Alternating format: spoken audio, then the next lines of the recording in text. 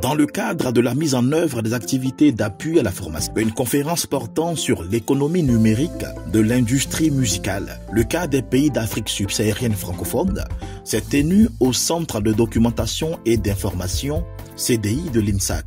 Cette rencontre était destinée aux étudiants de l'école de musique, aux musiciens, aux producteurs, aux beatmakers et aux managers. Prenant la parole au nom du directeur général de l'INSAC, professeur Siaka Ouattara, le directeur de l'SMD, M. Adolphe Ayassé, a souligné l'importance de cette initiative qui vise à sensibiliser les étudiants et professionnels aux transformations de l'industrie à l'ère du numérique. Le conférencier, M. Devi Lesouga, consultant camerounais en économie numérique, a partagé ses riches connaissances aux participants. Il a apporté des éclairages précieux sur les modèles économiques efficaces dans l'univers numérique, la vente, la diffusion de la musique, ainsi que la monétisation des réseaux sociaux. C'est un plaisir pour moi d'intervenir avec autant d'étudiants et autant le corps d'enseignants qui étaient très passionnés par rapport à ça. J'étais très content parce que il y avait un gros engouement des étudiants et du corps des enseignants.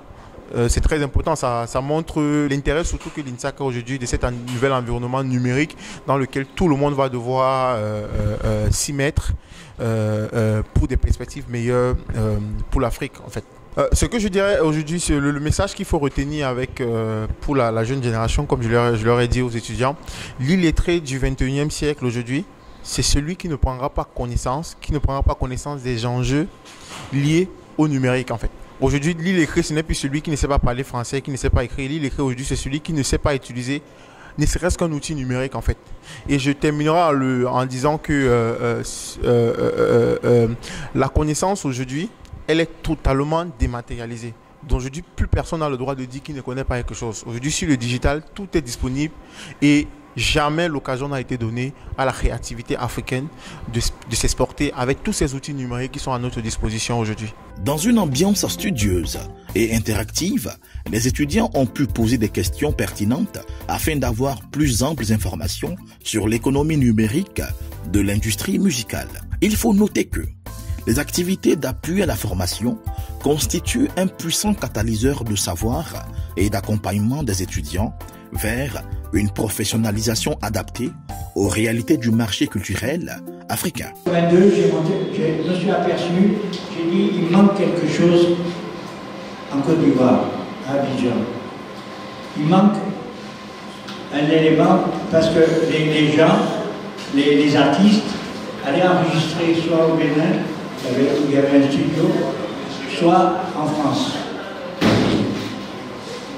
Et je me suis dit, il faut que je monte un studio d'enregistrement. J'ai monté le studio d'enregistrement de 1982 à 2017.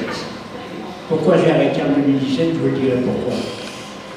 Donc, pendant ces 33 ans d'activité, j'ai enregistré 1500 artistes, dont les Franco, Pépé Calais, les Alpha Blondy, les Tikenja, enfin, les Youssou N'Dour, plein d'artistes de tous les pays, Mali, Guinée et tout ça.